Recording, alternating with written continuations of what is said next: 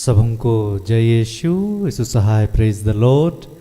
प्रार्थना तो परिवार फिर से आप सबों का आज की आराधना प्रार्थना में प्रभु यीशु मसीह के जीवित और सामर्थी नाम से हम सभी प्रार्थना तो परिवार के भाई बहन मिलकर साथ में हमारी अगुआ प्रभु की दास सिस्टर एस्तर, प्रभु के दास भाई राज, आप सबों का हार्दिक स्वागत करते हैं, हार्दिक अभिनंदन करते हैं। आशा है आप सभी ईश्वर की कृपा से शाकुशल हैं, सुस्वस्थ होंगे और प्रभु की आज्ञाओं उसकी शिक्षाओं के अनुसार जीवन जी रहे हैं। प्रभु जो हमसे बेहद प्रेम करते हैं वो हर दिन हमें अपने पास अपने उपस्थिति में लेकर आते हैं। वो हर दिन हमसे बातें करते हैं, हर दिन हमें अपने जीवन के मार्ग को बतलाते हैं, सिखलाते हैं। वो हमसे बातें करते हैं वचनों के माध्यम से, अपने आत्मा के द्वारा, अपने दास दासियों के द्वारा।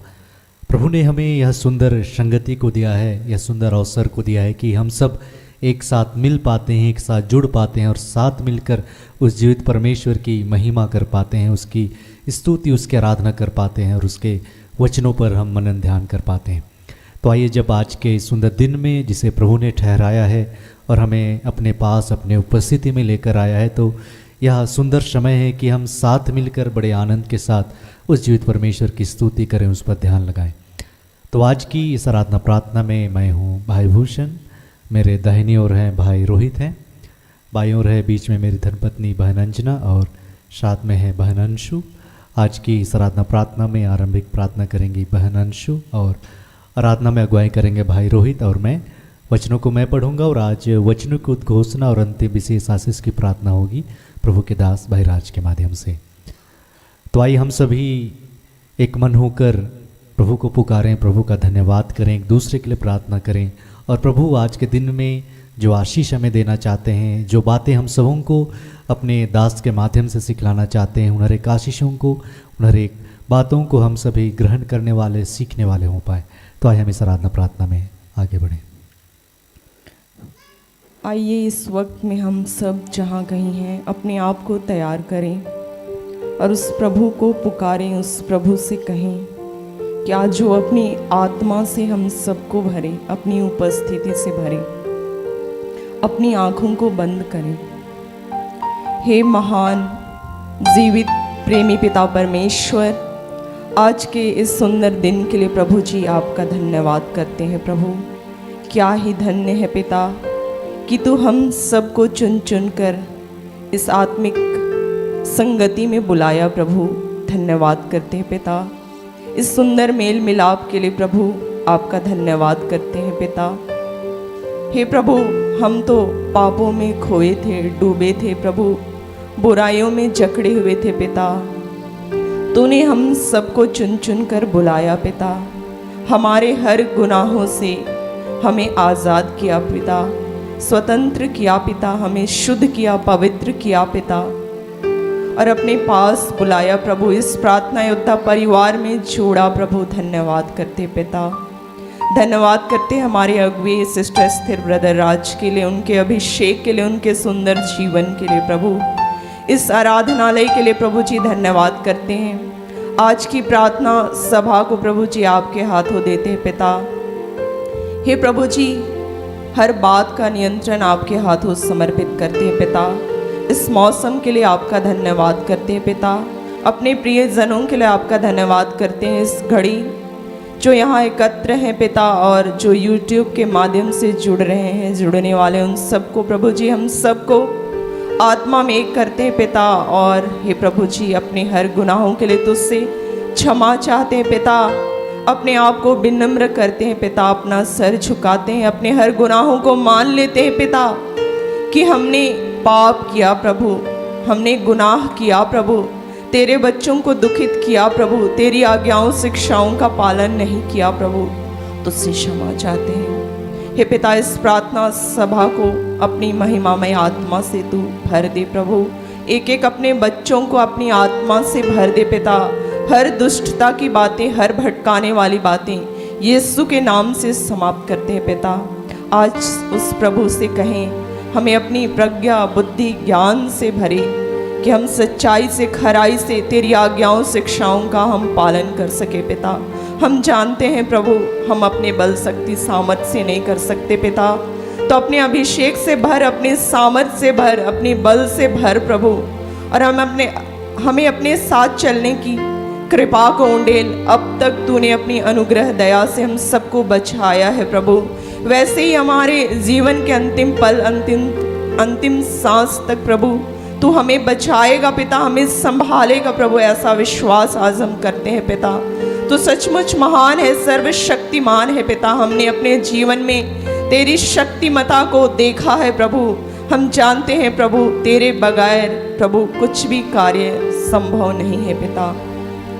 आज हम जिन कार्यों को अपने जीवन में असंभव देखते हैं, असंभव सा हमें लगता है, उससे पिता से कहें कि प्रभु तू ही हमारे जीवन को बदल सकता है।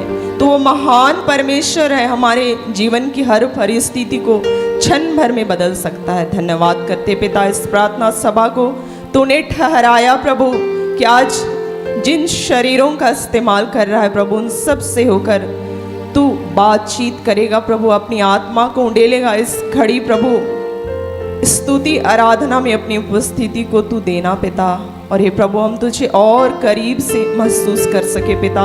सचमुच प्रभु जब कभी हम तुझे ढूंढते हैं, पुकारते हैं, तू हमारी सुनता है प्रभु। हम धन्यवाद करते पिता, इस सुंदर समय को तूने दिया प्रभु। धन्यवाद करते हैं मौसम पर, म्यूजिक सिस्टम पर, हर एक बातों पर प्रभु जी आपका नियंत्रण है। सब कुछ आपके हाथों देते हैं पिता, और धन्यवाद के साथ इन प्रार्थनाओं को यीशु के नाम से मांगते हैं। इसे सुन और स्वर्ग के राज्य में ग्रहण कर।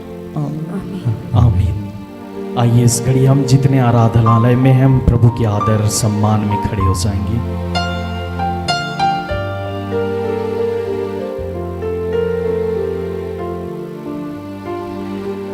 इस घड़ी हम प्रार्थना की अवस्था में रहेंगे।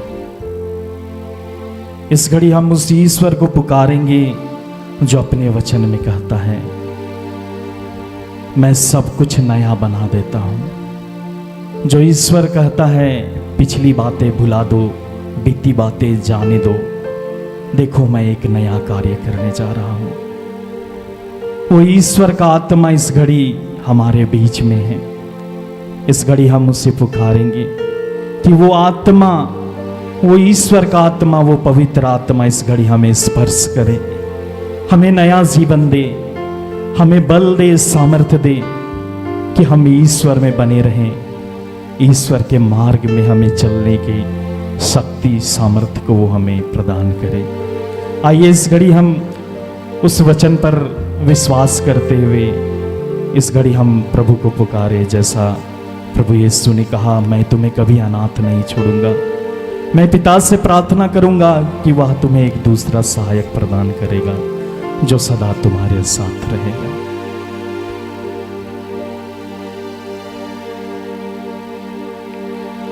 मुझ में तू आ जा, पावन आत्मा, प्रेम से भर दो, दया से भर दो।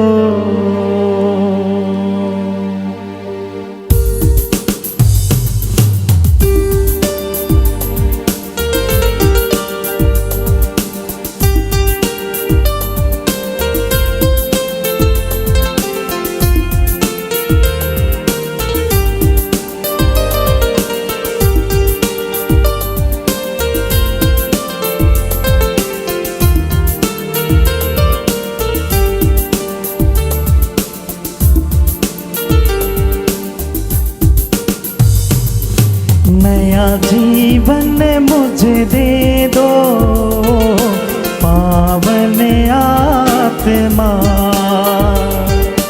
नया जीवन मुझे दे दो, पावन आत्मा। अपनी शक्ति से भर दो, पावन आत्मा।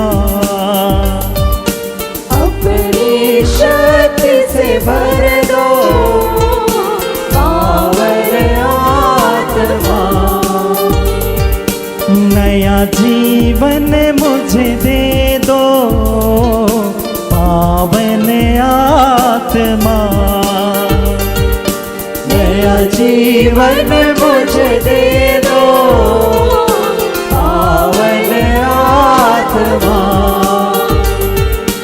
अपनी शक्ति से भर दो पावन आत्मा। अपनी शक्ति से भर दो पावन आत्मा।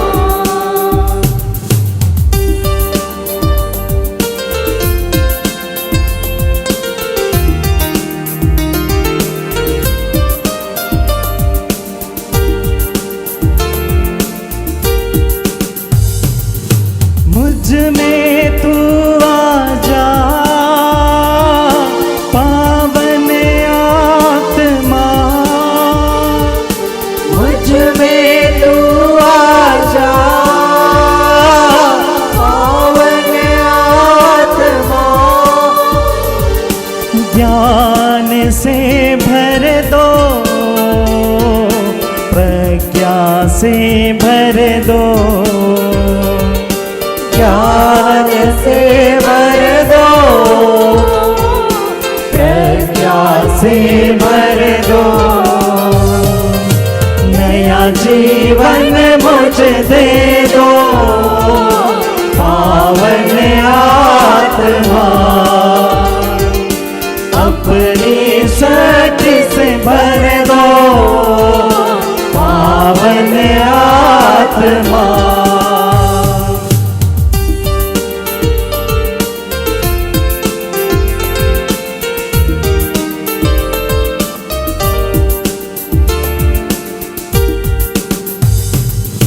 मुझ में तू आजा पावन आत्मा। मुझ में तू आजा पावन आत्मा। जीवन से भर दो आनंद से भर दो। जीवन से भर दो आनंद से भर दो। नया जीवन मुझे दे दो पावन आत्मा। अपनी शक्ति से भर दो पावन आत्मा।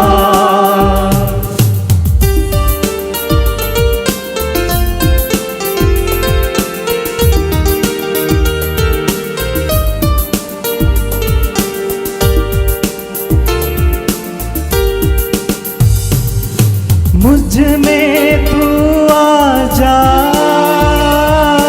पावन आत्मा। मुझ में तू आजा पावन आत्मा। शांति से भर दो सामर्थ से भर दो। शांति से भर दो सामर्थ से भर दो। नया जीवन मुझे दे दो पावन आत्मा। अपनी शक्ति से भर दो पावन आत्मा।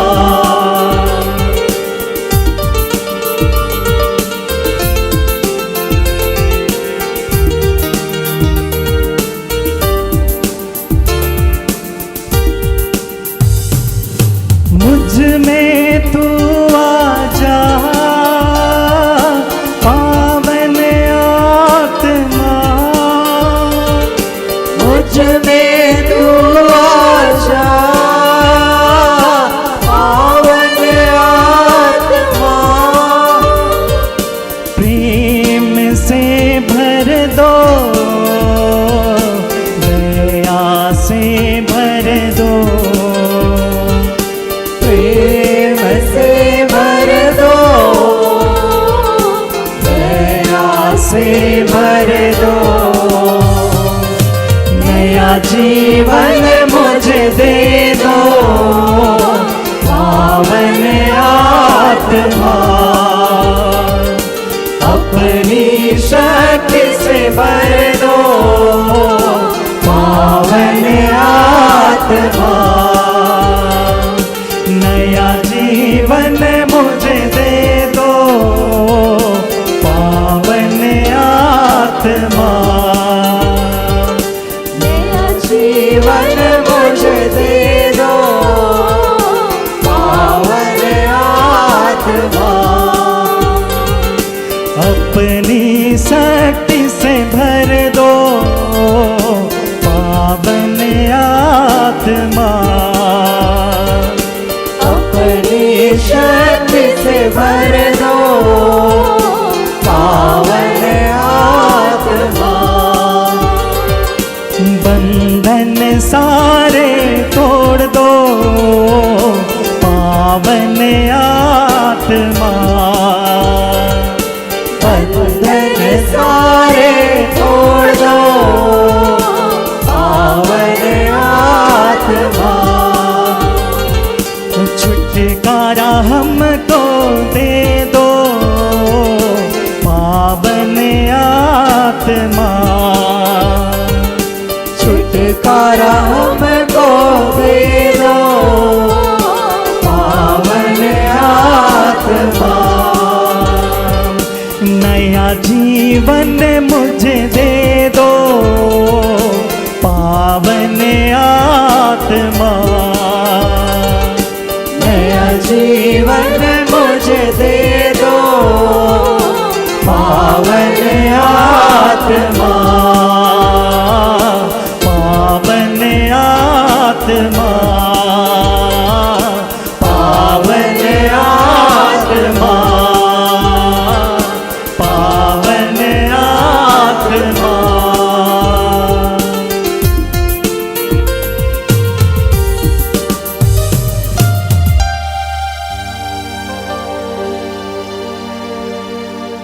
आइए हम फिर से उस जीवित परमेश्वर को पुकारें जो हमें हर दिन नया जीवन को देता है, जो कहता है मुझे पुकारो और मैं तुम्हारी प्रार्थनाओं का सुनकर उसका उत्तर दूंगा, जो खुले हाथों सब कुछ देता, जो कहता है जिनमें प्रज्ञा का भाव है वो प्रज्ञा मांगे और वह खुले हाथों सबको देता है।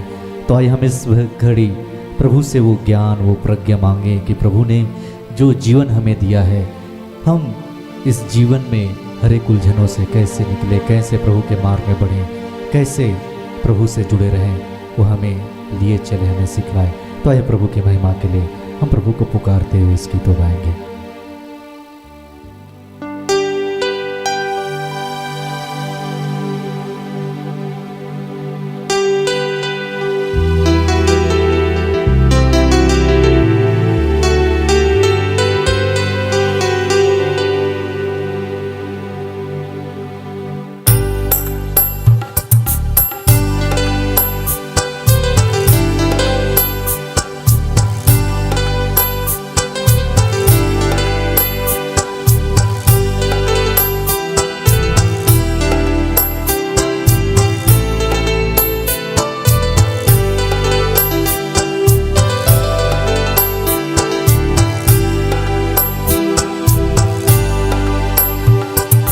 मुझको सिखाना यीशु जीवन में तेरा वचन, मुझको सिखाना मसीह, मुझको सिखाना यीशु जीवन में तेरा वचन, मुझको सिखाना मसीह, मुझको सिखाना यीशु जीवन में तेरा वचन, मुझको सिखाना मसीह, मुझको सिखाना यीशु जीवन में तेरा वचन, मुझको सिखाना मसीह।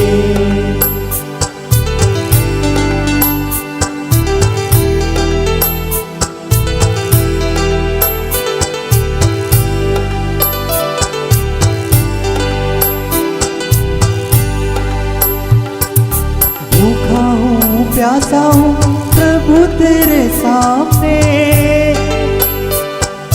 भूखा हूँ प्यासा हूँ प्रभु तेरे सामने, भूखा हूँ प्यासा हूँ प्रभु तेरे सामने, भूखा हूँ प्यासा हूँ प्रभु तेरे सामने। मुझको सिखाना यीशु जीवन में तेरा वचन, मुझको सिखाना मसीह, मुझको सिखाना यीशु जीवन में तेरा वचन, मुझको सिखाना मसीह।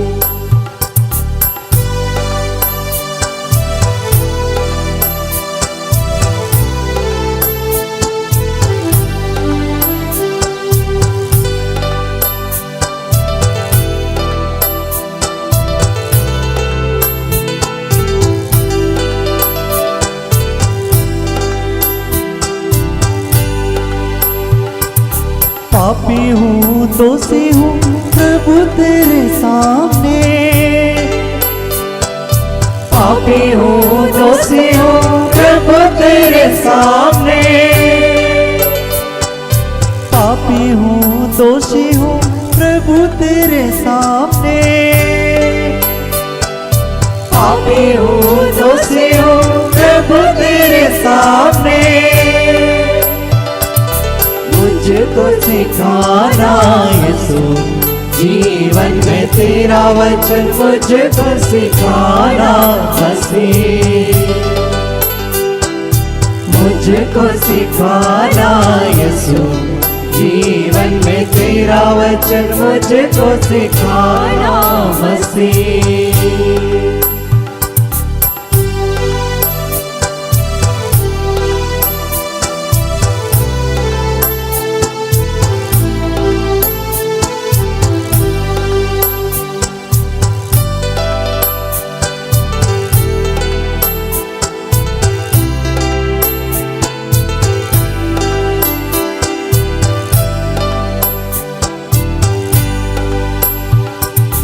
निर्बल हूँ दुर्बल हूँ प्रभु तेरे सामने, निर्बल हूँ दुर्बल हूँ प्रभु तेरे सामने, निर्बल हूँ दुर्बल हूँ प्रभु तेरे सामने, निर्बल हूँ दुर्बल हूँ प्रभु तेरे सामने। मुझको सिखाना यीशु जीवन में तेरा वचन, मुझको सिखाना मसीह, मुझको सिखाना यीशु जीवन में तेरा वचन, मुझको सिखाना मसीह, मुझको सिखाना यीशु जीवन में तेरा वचन, मुझको सिखाना मसीह, मुझको सिखाना यीशु जीवन में तेरा वचन, मुझको सिखाना मसीह।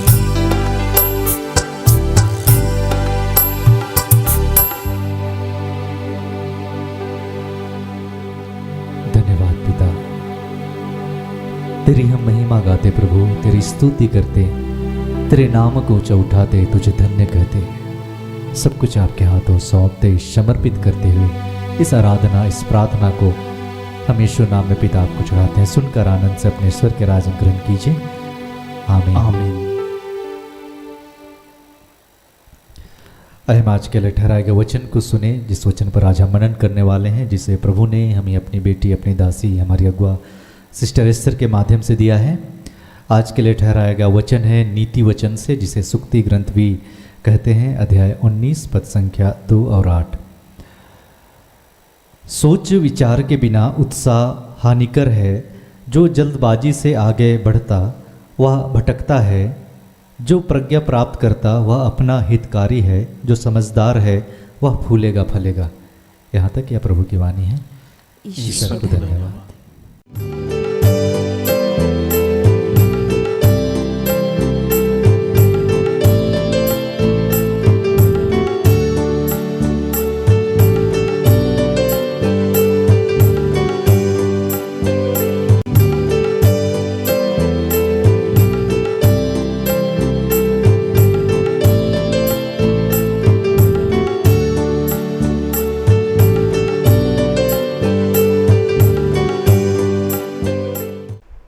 को जय यीशु सहाय, प्रेज द लॉर्ड। आइए हम प्रार्थना करें।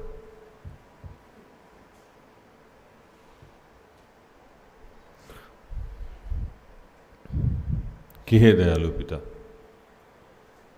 हे स्वर्ग और पृथ्वी के सृजनहार, हे हम सबके रचयिता, हम तेरा धन्यवाद करते हैं आज के सुंदर और आशीषित दिन के लिए जो तूने एक नए अध्याय के रूप में हमारे जीवन से जोड़ दिया।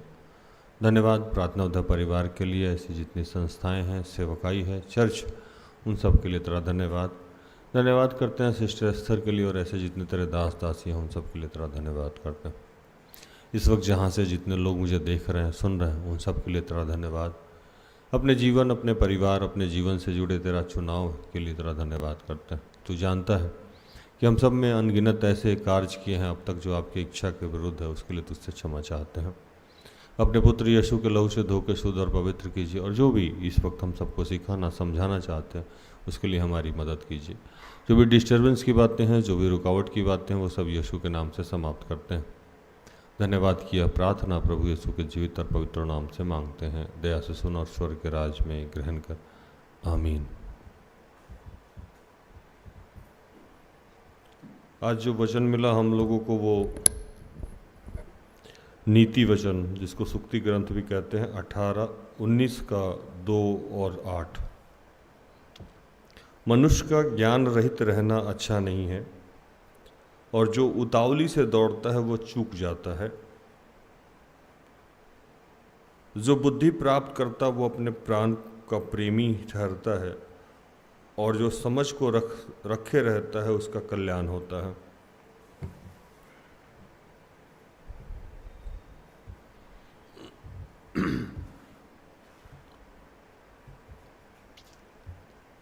हम सब कहीं ना कहीं आज असफल हो रहे हैं, हार रहे हैं, सफलता नहीं मिल रही है। चाहे हम जिस क्षेत्र में हों, हम सफल नहीं हो पा रहे हैं। घर में झगड़े हैं, वो समाप्त नहीं हो पा रहे। समाज में जैसा मान सम्मान हम लोगों को मिलना चाहिए वैसा मिल नहीं पा रहा। लेकिन हम प्रभु के पीछे चलने वाले लोग हैं। आप कभी ध्यान से देखिएगा तो जो लोग प्रभु से पीछे नहीं चलते हैं, जो लोग ईश्वर को बहुत अच्छे से नहीं जानते हैं, लेकिन वो आज सम्मान में ज़्यादा सम्मान प्राप्त करते हैं, जैसा हम लोगों को करना चाहिए वो लोग कर बैठते हैं और हम लोग नहीं कर बैठते।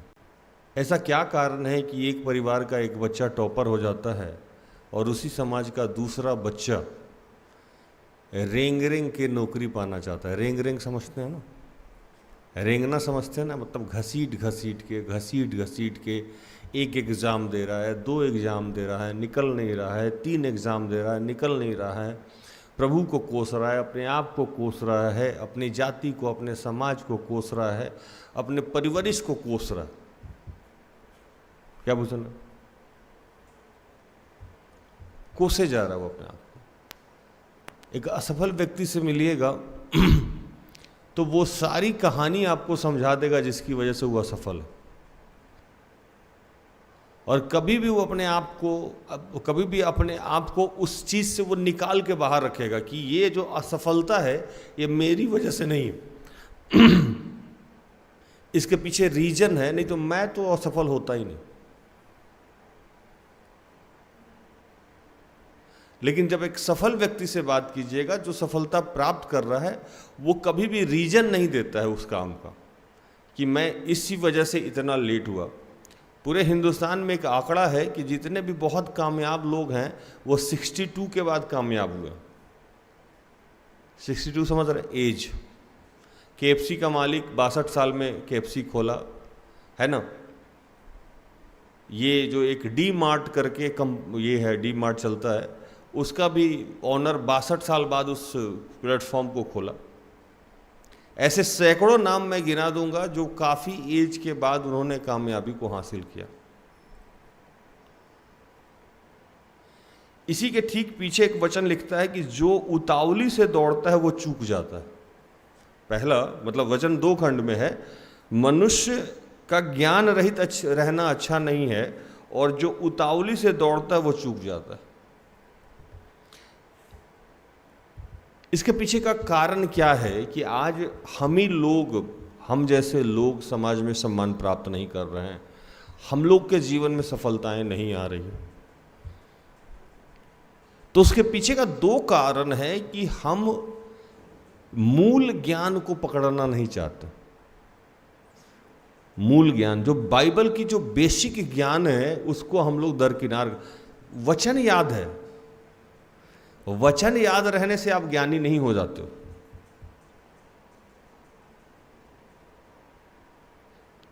आप बचपन में जितने भी बच्चे अभी छोटे छोटे बच्चे हैं उनसे पूछोगे पोयम याद है बेटा, तो बोलेगा हाँ, ट्विंकल ट्विंकल लिटिल स्टार, गाने लगेगा वो, कहता है ना। क्या पूछो, उसका मतलब क्या है, उसका भाव क्या है, उसको नहीं पता। पता है? नहीं पता है। तो वैसे बाइबल हमने पढ़ा है, हमें याद भी है, लेकिन उसका भाव क्या है और उसको अप्लाई करना कैसे करना ये हमको नहीं पता। तो उसका क्या लाभ है? अब चूरन खा के आप रट्टू तोता बन जाइए तो वो नंबर ला सकता है, आपके जीवन में कामयाबी नहीं ला सकता।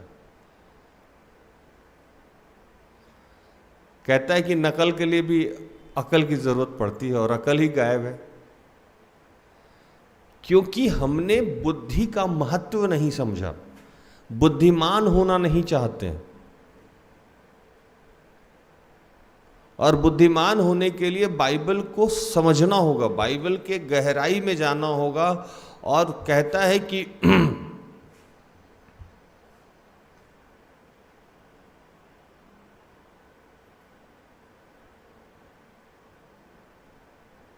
जो बुद्धि प्राप्त करता है, इसका 8 जो वचन है, जो बुद्धि प्राप्त करता है वह अपने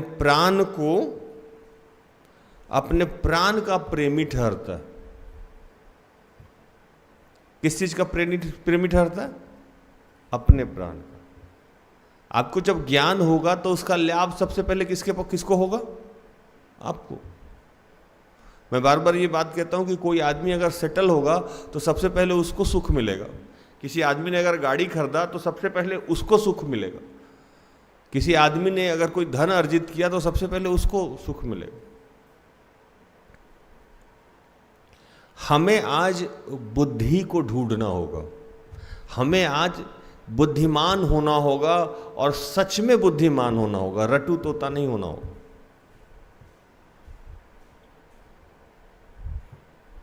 और बुद्धिमान आदमी कभी भी बेचैन नहीं होता है। जो बुद्धिमान होगा उसको कोई जीवन में हड़बड़ाहट नहीं होगा, वो उतावलीपन नहीं करेगा। जैसे मैंने उदाहरण दिया KFC, DA मार्ट, ऐसे बहुत सारे उदाहरण हैं जो बेचैन नहीं थे, उनको पता था कि आज नहीं तो कल हम कामयाब हो जाएंगे।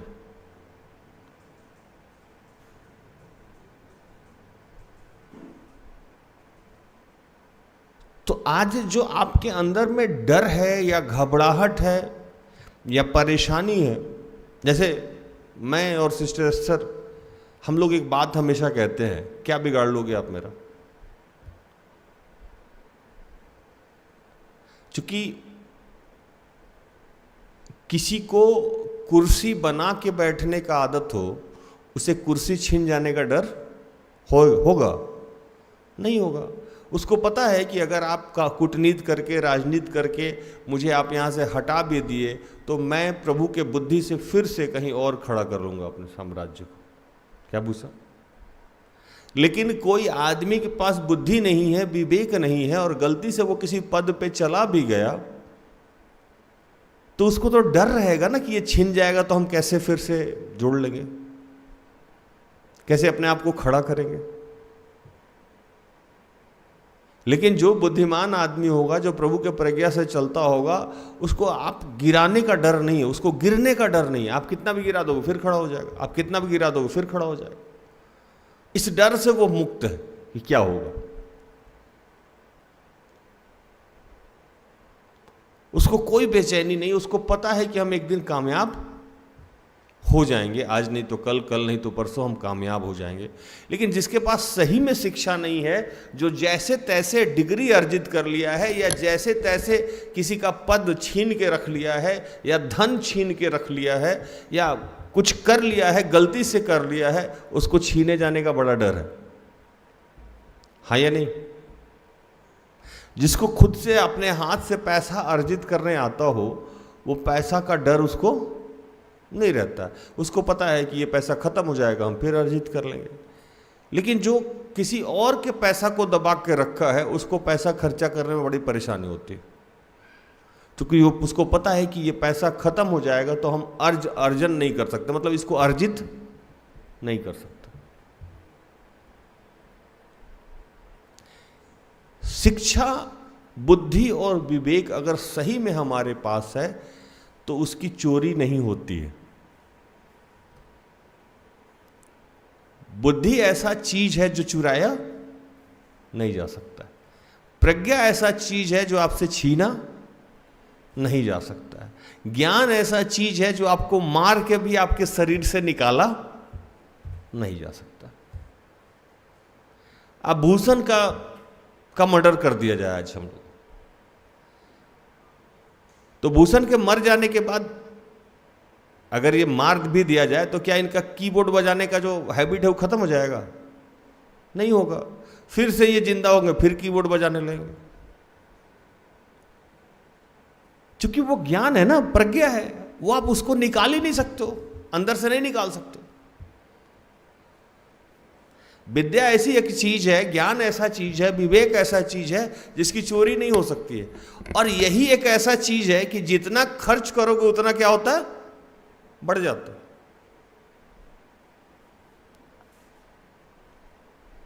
जब भी भूषण भाई आते हैं या कोई और प्रचारक आता है तो हम लोग बैठ के ना वचन पे डिस्कस करते हैं, और वचन पे डिस्कस करते हैं। प्रभु हम लोग को प्रज्ञा देता है और सारी कहानी को हम लोग संक्षेप में समझा के कि अच्छा प्रचार का थीम ये होना चाहिए।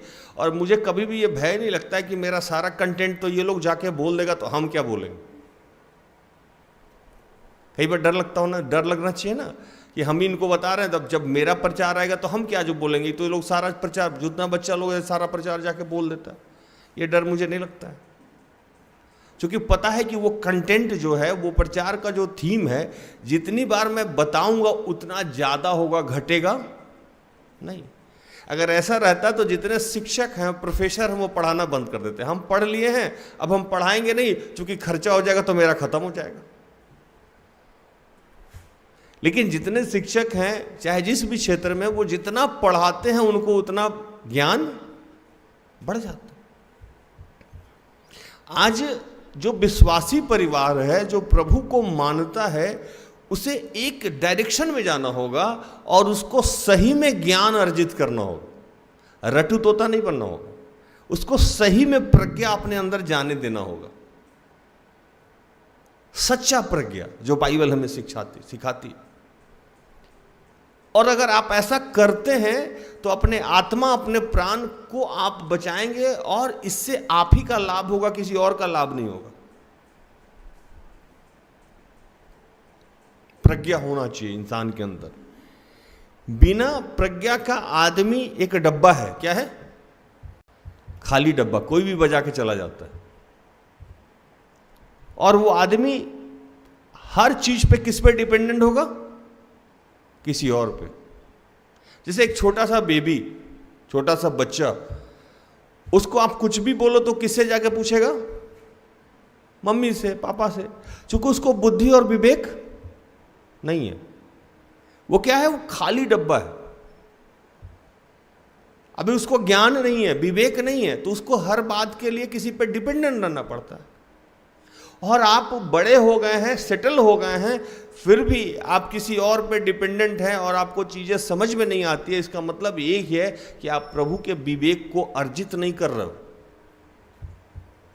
प्रभु का विवेक, प्रभु का प्रज्ञा अगर हमारे अंदर भरता जाए तो हमें किसी अन्य गुरु की जरूरत नहीं पड़े। आप जहां जाओगे आपका सम्मान होगा, चाहे आप गरीब हो, चाहे आप किसी भी जाति हो, वो विवेक आपको सम्मान दिलाएगा, वो प्रज्ञा आपको सम्मान दिलाएगा। आप किसी भी क्षेत्र में चले जाओ, आपकी हानि नहीं हो सकती है। मेरे बाइबल का एक फेवरेट कैरेक्टर है जिसको यूसुफ कहते हैं हम लोग। यूसुफ को बचपन में उसके भाइयों ने उसे बेच दिया। जिसने खरीदा उसने अपने साम्राज्य का मुखिया बना दिया उसको। कौन था वो?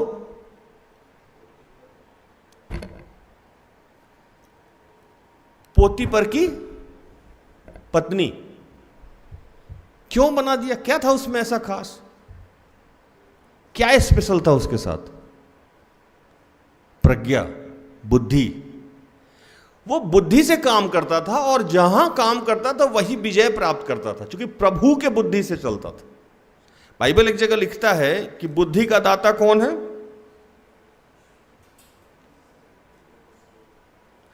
प्रज्ञा का स्रोत जो है वो ईश्वर है, यीशु है। और जो उसका भय मानते हैं, जो उसके मार्ग पे चलते हैं, उसका बुद्धि रोज बढ़ते रहता है। पढ़िए 1 का 7। यहोवा का भय मानना बुद्धि का मूल है, बुद्धि और शिक्षा को मूढ़ ही लोग तुझ जानते हैं।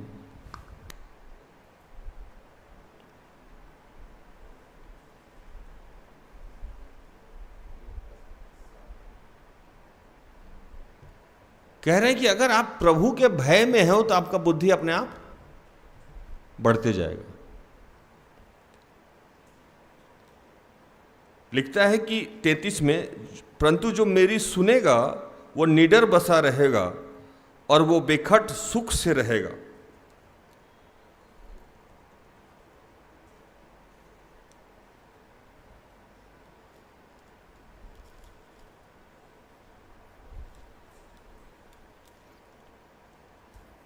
एक जगह एक वचन लिखा हुआ है 3 का 35, पढ़िए।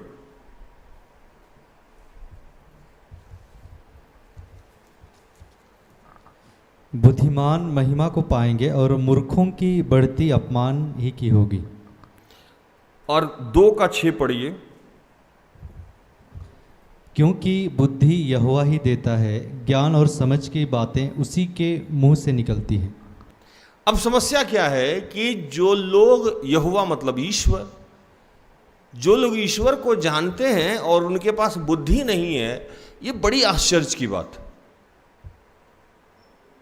उनके पास प्रज्ञा नहीं है, ये बहुत आश्चर्य की बात। इसका मतलब कि वो लोग ईश्वर से कनेक्टेड नहीं है। जो मैं बार बार बात कहता हूं कि इसका मतलब वो सो कॉल्ड है, मतलब क्रिश्चियन है, चर्च जाते हैं, लेकिन ईश्वर से वो कनेक्टेड नहीं है।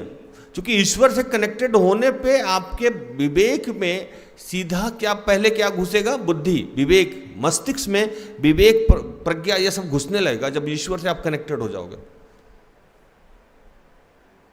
लिखता है कि यहोवा क्योंकि बुद्धि यहोवा ही देता है और ज्ञान और समझ की बातें उसी के मुख से निकलती।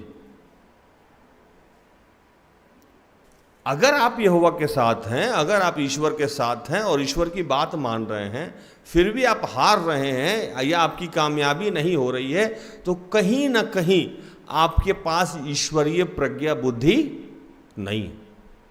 आज आपको रीचेक करना चाहिए कि क्यों ईश्वरीय प्रज्ञा बुद्धि नहीं है। तो उसके पीछे का एक कारण है, जो महत्वपूर्ण कारण है, कि ईश्वरीय प्रज्ञा बुद्धि उस आदमी को कभी भी प्राप्त नहीं हो सकता है जिसके अंदर ईश्वरीय भय नहीं है। सीधी सी बात। जिसके पास भी ईश्वरीय भय है उसके पास ईश्वरीय प्रज्ञा और बुद्धि धीरे धीरे बढ़ता जाएगा। मैंने इन दिनों एक चीज देखा है कि जितने लोग पुराने हो जाते हैं उनसे उनका ना भय समाप्त हो जाता है, ईश्वरीय या बड़ों का भय या अगुआ का भय या डिसिप्लिन का भय या रूटीन का भय या सिस्टम का भय। वो क्या होता है, धीरे धीरे वो इतना यूज्ड टू हो जाते हैं, उनको लगता है सब तो मेरा ही है, सब तो अपना ही है, अब क्या करें, ऐसे ही करेंगे। तो वो जैसे जैसे भय समाप्त होगा वैसे वैसे आपसे प्रज्ञा भी दूर होगा।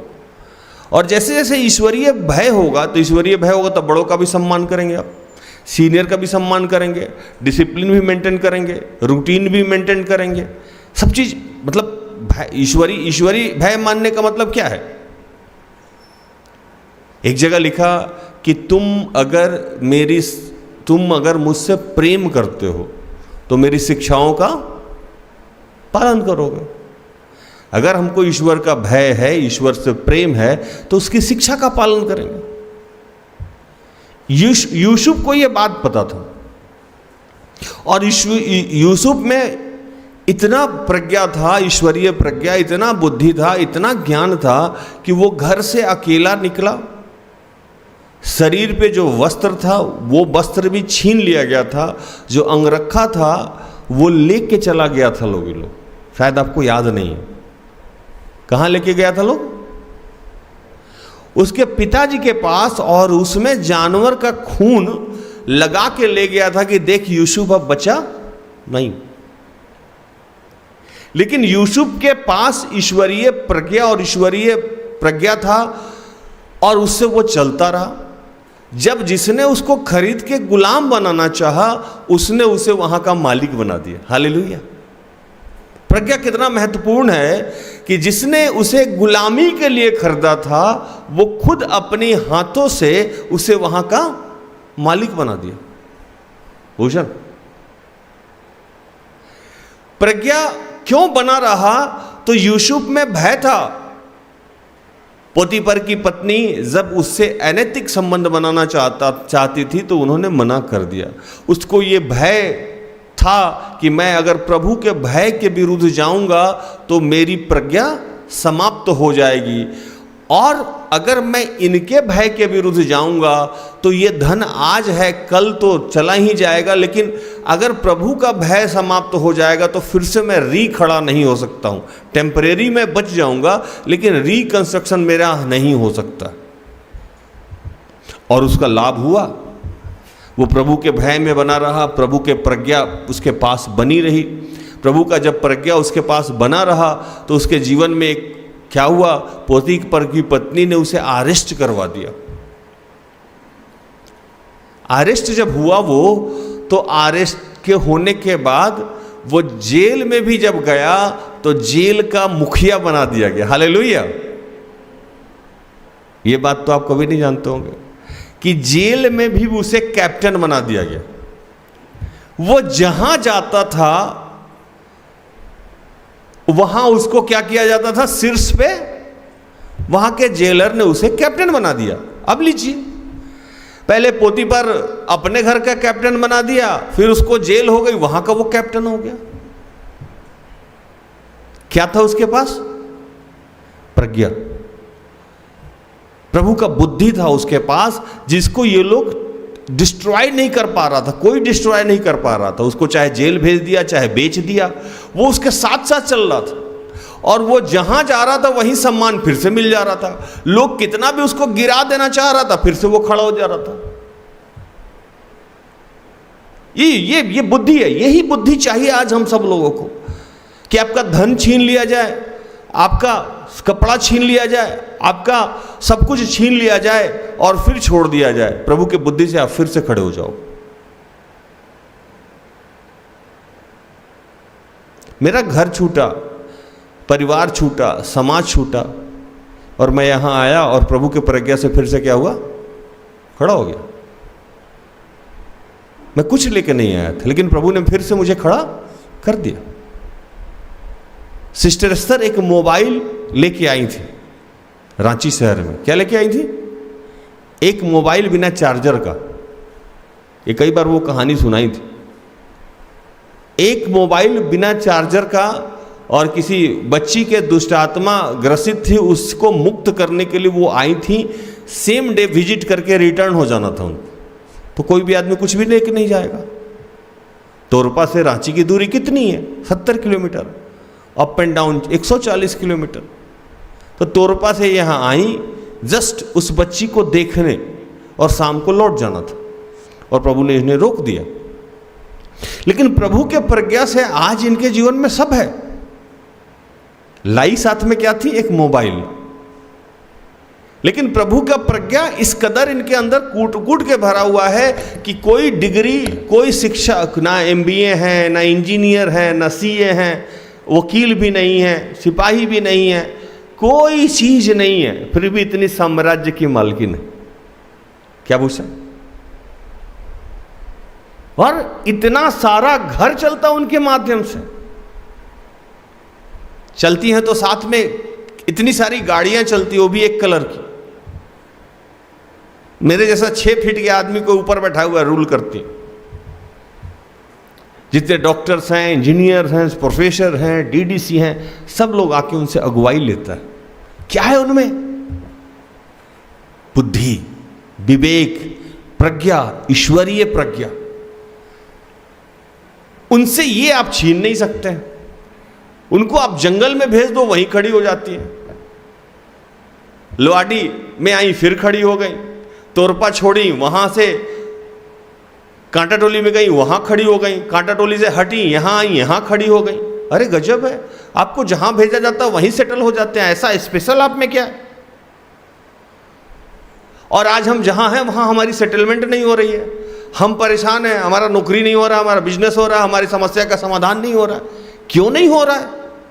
इसका मतलब कि आपके अंदर प्रभु का प्रज्ञा नहीं है, आपके पास प्रभु की बुद्धि नहीं है। आप कह जरूर रहे हैं कि हम भैया ईश्वर को मानने वाले हैं। अगर आप ईश्वर को मानने वाले हैं तो आज ये सोचना है कि हमारे अंदर प्रभु का प्रज्ञा बुद्धि क्यों नहीं है। अगर है तो हम फिर विजय को प्राप्त क्यों नहीं कर रहे? अगर विजय नहीं मिल रहा है, सफलता नहीं मिल रहा है, हम आगे नहीं बढ़ रहे हैं, इसका मतलब प्रभु का प्रज्ञा हमारे अंदर नहीं है। और नहीं है, उसके पीछे का कारण यह है कि प्रभु का भय हमारे अंदर नहीं है।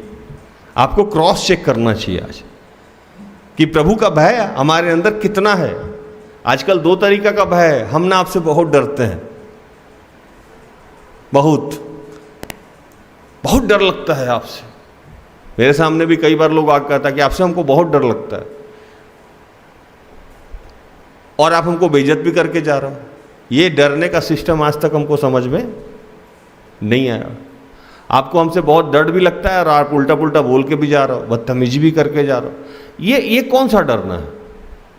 अगर आप ईश्वर से डर रहे हो, आप बड़े से डर रहे हो, आपके अंदर ईश्वरीय भय है, तो आप उसकी शिक्षा और आज्ञा के अनुसार चलोगे ना, तब ना भय है। कि बोल रहे हो भय है, भय है, भय है, लेकिन आपको जहां जो करना है कर लीजिए, हम तो अपनी ही करेंगे। ये कैसा भय है? तो आपके अंदर अगर प्रभु का प्रज्ञा नहीं है, इसका मतलब ईश्वरीय भय नहीं है। आपको भय, ईश्वरीय रिश्ता ठीक करना होगा। कई बार मैं रात में सोने के समय में या सुबह में प्रेयर करने के समय में अपने मोबाइल को चार्ज में डालता हूं। आप लोग भी डालते हो। कभी कभी आप देखें कि प्लग कर दिए और देखे कि जाके निकाल रहे तो चार्ज ही नहीं हुआ, लेकिन मोबाइल 2-3 घंटा प्लग है उसमें, और देख रहे तो जाए तो फिर भी लाल ही दिखा रहा है। भूषण, ऐसा हुआ है तुम्हारे साथ? कभी हुआ तुम्हारे साथ? क्या हुआ था? वो स्विच ऑन नहीं हुआ था। आज हम प्रभु के साथ बैठ जरूर रहे हैं, स्विच ऑन नहीं हो रहा है। बाइबल पढ़ रहे हैं, संगति कर रहे हैं, सब कर रहे हैं, लेकिन ना वो सप्लाई नहीं हो रहा है। क्योंकि कहता है कि जैसे हम उसका भय मानेंगे, उसका प्रज्ञा हमारे अंदर ट्रांसफर होने लगेगा। कहीं हम उस चार्जर की और मोबाइल की तरफ तो नहीं है, सारा कनेक्शन है, लेकिन प्लग ऑन नहीं है। अगर आप 100% भय मानने लगिएगा तो आज तक हिस्ट्री है कि जैसे आप ईश्वरीय भय में बढ़ने लगिएगा, किसी भी चीज का अभाव आपको नहीं होगा, हो ही नहीं सकता है। क्योंकि वो सबसे पहले जो देता है वो क्या देता है? बुद्धि। ईश्वर जो सबसे पहले आपको देता, ट्रांसफर देता, हम पैसा चाहिए, हमको धन चाहिए, नौकरी चाहिए, नहीं, वो एक ऐसी शक्ति हमारे अंदर डाल देता है जिसके होने से सब कुछ आ जाता है। अगर धन देगा तो खत्म हो जाएगा, समृद्धि देगा तो खत्म हो जाएगा, घर देगा तो गिर जाएगा, टूट जाएगा, गहना देगा कोई चोरी कर लेगा, लेकिन वो ऐसा चीज दे देता है, सबसे पहले ऐसा चीज देने लगता है जिसकी चोरी नहीं हो सकती है, जो छीना नहीं जा सकता है, और उसके माध्यम से, उसी के स्रोत से हम बार बार तरक्की किए जाते हैं, बार बार तरक्की किए जाते हैं। जैसे यूसुफ जब जेल में गया तो वहां भी वो उसको चीफ बना दिया गया। अब लीजिए, वहां भी चीफ हो गया, उसके अंदर बुद्धि था, वो तो खाली हाथ जेल गया था। कभी आप जेल गए हैं? मैं भी नहीं गया हूं। जेल जाने पे एक नियम है कि पूरा वस्त्र आपका उतार दिया जाता है और पूरे शरीर को चेक किया जाता है और आपका सारा सामान रख लिया जाता है और वहां का एक वस्त्र डाल के आप अंदर जाते हैं। तो उसमें जो आपके साथ जाएगा वो क्या जाएगा? प्रज्ञा और बुद्धि। उसके अलावा आप जेल के अंदर कुछ भी लेके जा नहीं सकते। वही प्रज्ञा क्या किया कि पोतीपर को वहां का वार्ड का, जेल का हेड बना दिया। और हेड बनने की वजह से क्या हुआ कि फिरौन के यहां से 2 व्यक्ति अरेस्ट होके आया था, एक खिलाने वाला, एक पिलाने वाला। नॉर्मल भाषा में समझिए कि रसोइया आया था, उसका हेड, खिलाने वाला का हेड और पिलाने वाला का हेड। जो लोग नए हैं उनको बताऊं कि जो बड़े लोग होते हैं उनको 10-20 आदमी खिलाने वाला रहता है, उसका एक हेड भी रहता है। और ड्रिंक सर्व करने के लिए भी 10-20-50 लोग रहता है, उसका भी एक हेड रहता। तो उस खिलाने वाला का हेड और पिलाने वाला का हेड दोनों आया था। सोचिए कि यूसुफ कितना कूल था। उसको उस समय जेल में भी रह के कोई चिंता नहीं थी कि पोतीपर की पत्नी को हम निकल के मारेंगे, हमको अरेस्ट करवा दी बिना मतलब का, या यहां से हम कब छूटेंगे, हम, मेरा होगा क्या, मेरा तो किस्मत ही खराब है भाई। सगा भाई बेच दिया, जहां गए वो उसका पति हमको इतना बड़ा सम्मान दिया, फिर पत्नी जेल भेजवा दी। अब यहां से हम निकलेंगे कैसे? अगर 24 घंटा वो बात ये सोचता रहता तो उसको क्या जेल का हेड बनाया जाता? फिर वो अपने काम में ध्यान ही नहीं देता। तो बुद्धिमान आदमी की एक और खासियत है कि वो भविष्य और भूत के बारे में सोचता नहीं, वो प्रेजेंट में रहता है और वहां 100% देता है। जब वो वहां 100% दिया तो उसका ध्यान चला गया खिलाने वाले और पिलाने वाले के पास, उसका जो हेड था उसके पास। भाई तुम्हारा प्रॉब्लम क्या है? उसका प्रॉब्लम सॉल्व करने लगा, बताइए, और अपने बुद्धि और विवेक से उसका प्रॉब्लम सॉर्ट आउट किया। यहां लिखता है 35, फिर से पढ़िए, 3 का 35। प्रचार समझ में आ रहा है तो हां लिखिए, नहीं तो ना भी लिख सकते हैं। आप लोग को प्रचार समझ में आ रहा है? अरे हाथ उठाइए, समझ में आ रहा है? अप्पू समझ में आ रहा है प्रचार? समोसा खाओगे? पढ़िए। बुद्धिमान महिमा को पाएंगे और मूर्खों की बढ़ती अपमान ही की होगी।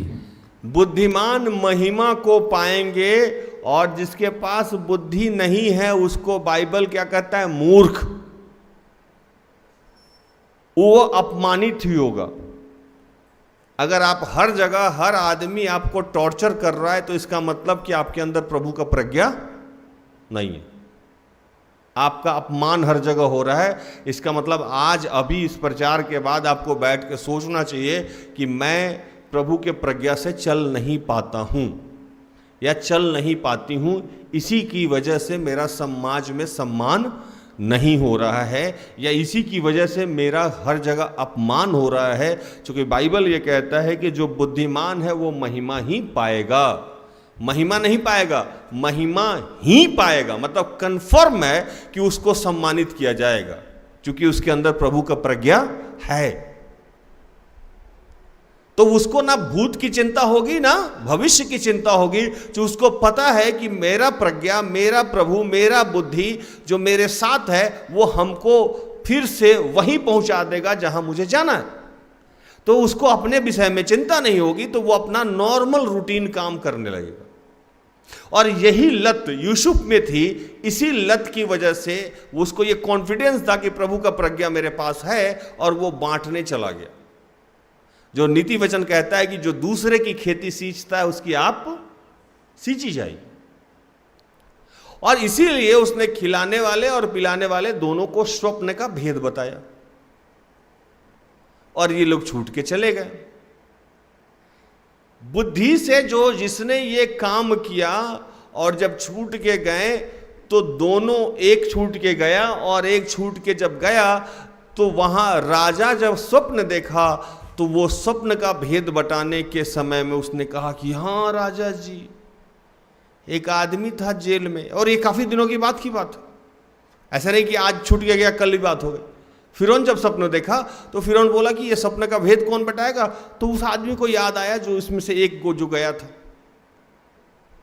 अरे एक जेल में एक आदमी था, वो भेद बताया था, मुझे बताया था कि मैं बच जाऊंगा और एक को बताया था कि वो मर जाएंगे, तो आपने उसको मार दिया, मुझे बचा लिया। बुला के लो उसको, बुला बुला बुला। वो बाहर आया, भेद बताया, और वहां का फिर से क्या हो गया, चीफ कमांडेंट चीफ हो गया। तमाशा देखिए, बेचा गया, जो खरीद के ले गया, गुलाम बनाने के लिए ले गया, वो उसको मालिक बना दिया। फिर फंसाया गया तो जेल का मालिक हो गया, जेल से छूटा तो पूरे देश का मालिक हो गया। गया तो घर से खाली था, ना कोई फिक्स डिपॉजिट, ना कोई इंश्योरेंस, ना कोई हेल्थ इंश्योरेंस, ना कोई हथियार, ना कोई बात, ना कोई चीज, ना कोई बॉडीगार्ड, कहीं कुछ नहीं। अरे भैया, तुम्हारे अंदर स्पेशल क्या है कि जहां जा रहे हो वहीं वहीं तुम सम्मानित हो जा रहे हो, वहीं तुमको महिमा मिल जा रहा है? ऐसा क्या है तुम्हारे साथ? तो ईश्वर का बुद्धि, और बुद्धि क्यों है? तो ईश्वर का भय वो मान रहा था। अगर आज आप हर जगह पे जाके फेल हो रहे हैं, आप बढ़ नहीं पा रहे हैं, तो इसका मतलब ईश्वर का बुद्धि आपके अंदर नहीं है। और बुद्धि क्यों नहीं है? तो इसका मतलब ईश्वर का भय डे बाय डे बढ़ने के बजाय घटते जा रहा है, घटते जा रहा है, घटते जा रहा है, घटते जा रहा है। इसीलिए आज परिवार का झगड़ा समाप्त नहीं हो रहा है। इसीलिए हम विश्वासी होके भी गैर विश्वासी हमारे ऊपर चढ़ के रहते हैं। इसीलिए गैर विश्वासी के जीवन में ज्यादा चमत्कार हो रहा है। इसीलिए गैर विश्वासी ज्यादा नौकरी पा ले रहा है। इसीलिए गैर विश्वासी बड़ा बड़ा बिजनेसमैन है और विश्वासी लोग पीछे ही हैं, क्योंकि उनको इसका भेद नहीं पता है कि भैया ये बुद्धि के पीछे खटना होगा। हम अगर बुद्धि है तो कुछ नहीं भी होगा। तो एक पेट्रोल पंप पे पेट्रोल भरने वाला आदमी यहां का देश का सबसे धनी आदमी बन जाता है। कौन? धीरूभाई अंबानी, है ना। आज जो मीडिया में बहुत चर्चित नाम है मोदी, कौन मोदी? अपने मोदी साहब, प्रधानमंत्री जी। विवेक से कहां पहुंच गया वो? प्रधानमंत्री हो गए, है ना। एक और जो बिजनेसमैन का नाम आता है, वो कुछ ही दिन पहले कपड़ा बेचते थे साइकिल पे घुमा घुमा के, जो भी मीडिया में बहुत चर्चित थे। क्या नाम था उनका? उनका भी नाम छोड़ दीजिए, मैं क्यों लूं, है ना। ऐसे बहुत सारे लोग हैं जो बुद्धि से, ज्ञान से वहां पहुंच गए। और आज अपने समाज का एक बच्चा जो यूपीएससी टॉपर हुआ है ना, वो तो नहीं रोता होगा कि मुझे रिजर्वेशन क्यों नहीं मिला, मुझे रिजर्वेशन क्यों नहीं मिला, है ना। या वो नहीं रोता होगा कि हर बार जब हम एग्जाम देने जाते हैं ना भैया, एग्जाम कैंसिल हो जाता है, फॉर्म मेरा रिजेक्ट हो जाता है, मेरा तो एडमिट कार्ड ही नहीं आता है। जितने नहीं पढ़ने वाले बच्चे हैं उनका कहानी सुनने में हमको बड़ी मजा आता है। केबिन विभिन्न प्रकार का कहानी सुनाते हैं, अलग अलग कहानी सुना के, और इतनी दर्द भरी दास्तां बताते हैं कि लगता है बेचारा को पेड़ा खिला दो, इसको कुछ पैसा दे दीजिए। इतना ज्यादा तकलीफ में पूरे विश्व में कोई आदमी नहीं हो सकता है। लेकिन उसी आप जहां से हैं वहीं से कोई बच्चा यूपीएससी टॉपर हो गया। ये सारी परेशानियां उसे भी आई होगी जो आपको आती है। ऐसा नहीं है कि आप वो अलग से एलियन कोई आया है, लेकिन उस परेशानियों के बीच में भी वो प्रभु के प्रज्ञा से चलते गया और महिमा पाया। क्या पाया? महिमा। बुद्धिमान क्या पाएगा? महिमा पाएगा। उसको जहां भेज दीजिएगा वहीं सेटल हो जाएगा, क्योंकि उसके पास प्रभु का प्रज्ञा है। प्रज्ञा का कीमत समझिए, बुद्धि का कीमत समझिए, बुद्धि को अपनाइए। ये आपको बचाएगा हर प्रॉब्लम से, यही आपको बचाएगा, क्योंकि ये दिखता भी नहीं है।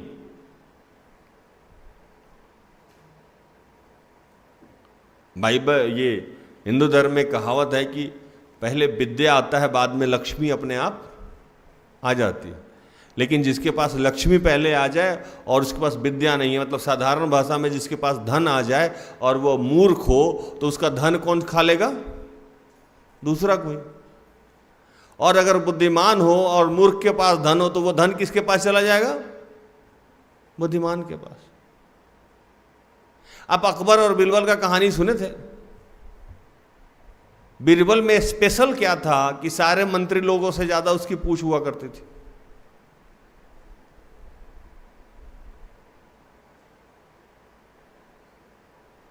क्या स्पेशल था?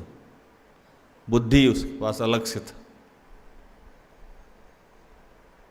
आज हम एडवाइजर रखते हैं, पीए रखते हैं। नेता लोग जब बड़ा बड़ा नेता हो जाता है, मंत्री हो जाता है, तो आपको पता है कि उनका एक सेक्रेटरी नियुक्त किया जाता है, वो आईएएस और आईपीएस रैंक का होता है। क्यों? क्या देता है उनको? ज्ञान देता है, बुद्धि। मंत्री जी इधर नहीं इधर, दाएं नहीं बाएं चलिए, ऐसे नहीं ऐसे उठिए। बुद्धि उसका। सरकार का आज सारा प्लान जो बनाता है वो कोई बुद्धिमान आदमी बनाता है, नेता नहीं बनाते हैं। नेता संशोधन करते हैं। बुद्धि का इंपॉर्टेंस समझिए, प्रज्ञा का इंपॉर्टेंस समझिए, और प्रज्ञा और बुद्धि पाने के लिए आपको ईश्वरीय भय की जरूरत पड़ेगी। बिना भय का प्रभु का बुद्धि और ज्ञान आपको नहीं मिलेगा। बहाना बनाना छोड़िए। एक कहानी सुना के मैं समाप्त करूं। एक आदमी बड़ा गरीब था, भूषण, मेरी तरह, है ना? गरीब आदमी था, उसके पास कुछ नहीं था बेचारे के पास। कोई एक बैलगाड़ी और 2 बैल था। क्या आपको कितना था? एक बैलगाड़ी, उसमें 2 बैल। बैलगाड़ी में अगर एक बैल हो तो चलेगा, इतनी जानकारी है तो 2 ही बैल होगा उसके पास। वो कुछ नहीं करता था, ट्रांसपोर्टिंग का काम करता था। मतलब जिस गांव में रहता था उस गांव का सामान शहर पहुंचाता था और गांव के लोगों की जरूरत का सामान शहर से लाके उसको देता था। एक दिन ऐसे ही इसी से ट्रांसपोर्टिंग करके उसका जीवन चलता था। एक दिन शाम को लौट रहा था, चक्का फंस गया कीचड़ में। बारिश का समय था अभी जैसा।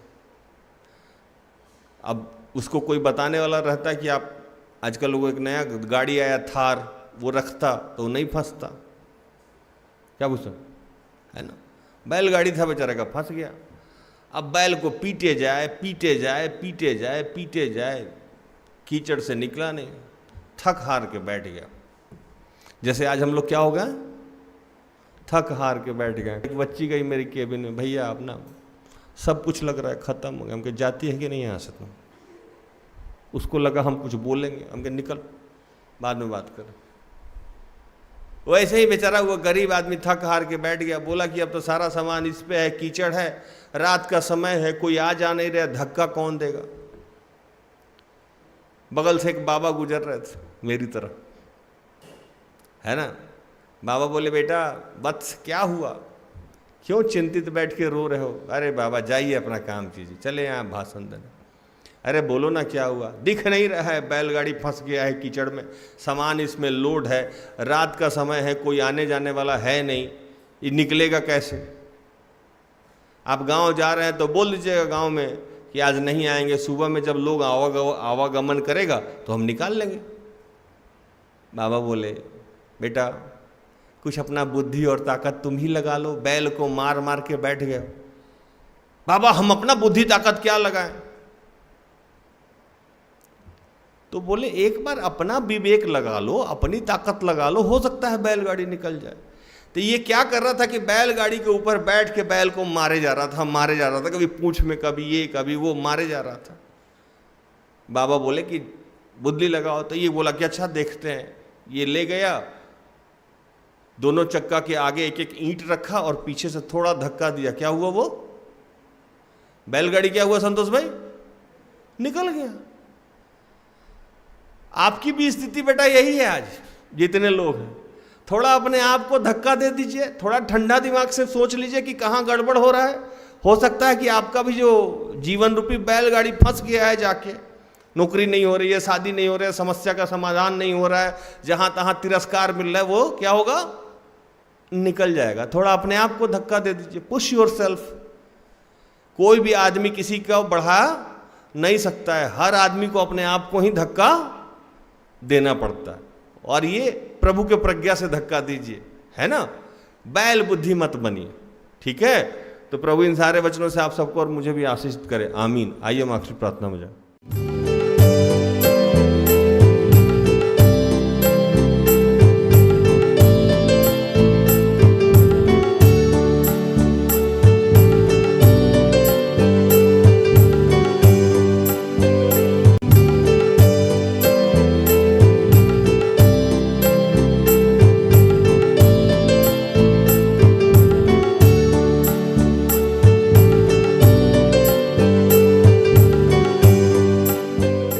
आइए प्रभु से जुड़ने का प्रयास करें। इस वक्त प्रभु से कहें कि प्रभु आज के बाद जैसे सुलेमान को तूने बुद्धि विवेक ज्ञान दिया था, वैसे भी हमें बुद्धि विवेक ज्ञान दे, ताकि हम हर अवस्था में तेरी प्रज्ञा तेरे बुद्धि से चले प्रभु, और मेरा भी सम्मान हो, आपको महिमा मिले। हम हर जगह अपमानित हो जाते हैं, हर जगह हार जाते हैं, हर जगह तिरस्कृत हो जाते हैं प्रभु। लेकिन आज तूने बताया कि जो तेरे बुद्धि से चलता है उसे कभी तिरस्कार नहीं मिलेगा। अगर वो जिस जगह पर लज्जित हुआ है वहीं मैं महिमान्वित कर दूंगा। उसे जंगल में भी छोड़ दिया जाए तब भी वो फिर से सफल हो जाएगा, असफलता नहीं होगी। अगर होगी भी तो क्षणिक होगी। जैसे तू यूसुफ को कहीं भी भेजता था, तेरे बुद्धि से वो फिर से खड़ा हो जाता था। आज हमें भी ये सामर्थ्य दे कि हम भी तेरे प्रज्ञा बुद्धि से चल के जीवन में सफल हों प्रभु। हम भी दाऊद कह सके कि कौन हमें हरा सकता है, तू खातना रहित है। ये जो लोग तुझे नहीं जानते हैं, नहीं मानते हैं, वो हमें हरा नहीं सकते हैं, क्योंकि हम आपके प्रज्ञा और ज्ञान से चलते हैं। हमारी मदद करिए।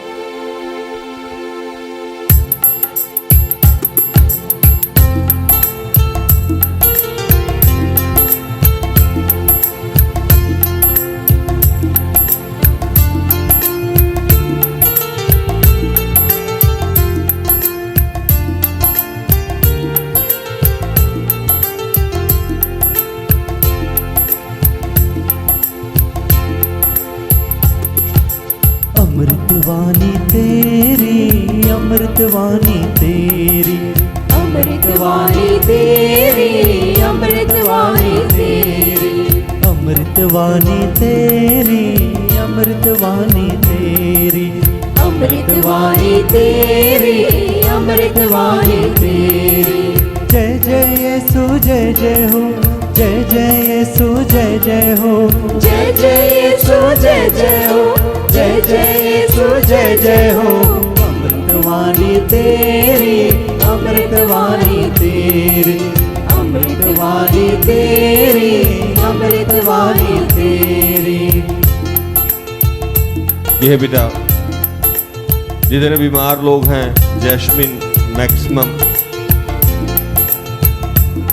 मैं उन तमाम लोगों के लिए प्रार्थना करता हूं जो बेरोजगार हैं, असफल हैं। अंजलि, जगरानी, अनुपम, स्नेहा, स्वीटी, सुधा, विराजनी, शोषण, संदीप, रंजू, संजू, अंकित, सपना, सुमीरा, रजनी, रैकी, प्रिंस, जो लोग पारिवारिक समस्या से जूझ रहे हैं, अंजू, मधु, अमीता, रोशन, जो कर्ज में है, दयाल, जो निसंतान है, सुनता, नुआश, मीना, जो जमीन समस्या संबंधित प्रार्थना चाहते हैं, तरशुश, जो पारिवारिक प्रार्थना चाहते हैं, सुराज, परशीला, और जो बिजली की समस्या से जूझ रहे हैं, मैं उनके लिए प्रार्थना करता हूं। जो लोग पवित्र आत्मा के लिए भूखे और प्यासे हैं, जितेंद्र, संध्या, अनुरंजन, कुलदीप, दीपशिखा, प्रीति, स्नेहा, जयश्री, मैं पूरे विश्व के सारे बच्चों के लिए आज तुझसे प्रज्ञा ज्ञान मांगता हूँ, बुद्धि मांगता हूँ। हम निरंतर तेरे भय में रहें प्रभु, और आपकी बुद्धि और ज्ञान हम सब में बढ़ता रहे, ऐसी आज हम प्रार्थना चाहते हैं। पावनवाणी तेरी, पावनवाणी तेरी, पावनवाणी तेरी, पावनवाणी तेरी, पावनवाणी तेरी, पावनवाणी तेरी, पावनवाणी तेरी, पावनवाणी तेरी। अंतर्यामी जय जय हो, अंतर्यामी जय जय हो, अंतर्यामी जय जय हो, अंतर्यामी जय जय हो, अंतर्यामी जय जय हो, अंतर्यामी जय जय हो, अंतर्यामी जय जय हो, अंतर्यामी जय जय हो। पावन वाणी तेरी, पावन वाणी तेरी, पावन वाणी तेरी, पावन वाणी तेरी। ये पिता, तूने हम सबको बुद्धि विवेक ज्ञान दिया है प्रभु, और आज से लेकर जीवन के अंत तक हम तेरे प्रज्ञा तेरे ज्ञान से निरंतर बढ़ते रहे प्रभु, और तुझे महिमा मिलते रहे। सब कुछ आपके हाथों में समर्पित करते हुए तमाम प्रार्थना को प्रभु यीशु के जीवित और पवित्र नाम से मांग, दया से सुन और स्वर्ग के राज में ग्रहण कर, आमीन। तो धन्यवाद प्रभु, आप सबको आशीष दे। आशा करते हैं कि आज की प्रार्थना से, आराधना से, वचनों की उद्घोषणा और अंतिम प्रार्थना से प्रभु ने आप सबको स्पर्श किया होगा। प्रार्थना परिवार निरंतर आपका आभारी है कि आप हमारे साथ हैं, हमारा सहयोग करते हैं। और आज मैं फिर से कहूं कि हम हार नहीं सकते, हम हारने के लिए नहीं आए। जो प्रभु विजयी परमेश्वर है और हमें विजय दिलाता है हर क्षेत्र में, डरे नहीं, परेशान नहीं हो और हड़बड़ाए नहीं, जल्दी नहीं करें, क्योंकि जितनी बड़ी सफलता मिलेगी उतना समय लगता है। बेचैन नहीं हो, अगर प्रभु का बुद्धि प्रभु का ज्ञान हम में है तो सबसे पहले वो हमें धीरज देता है, धैर्य देता है, बेचैनी समाप्त करता है। प्रभु कभी हारने नहीं देगा। यूसुफ की कहानी मैं अधूरा छोड़ गया था, उसमें मैं बताऊं कि यूसुफ जब गड्ढा में डाले गए, जब उनके भाई ने उन्हें बेच दिया और जब वो राजा बने, उस बीच का समय था 13 साल। कितना? 13 साल। 13 साल लगा उनको वहाँ सेकंड कमांडेंट इन चीफ बनने में। तो थोड़ा धैर्य रखना होगा और प्रभु के प्रज्ञा से निरंतर चलते रहना होगा, उसके भय में रहना होगा। जीत हमारी और आपकी अवश्य होगी। मुझे इजाज़त दीजिए, प्रभु आपको आशीष दे। जय यीशु, यीशु सहाय। Praise the Lord.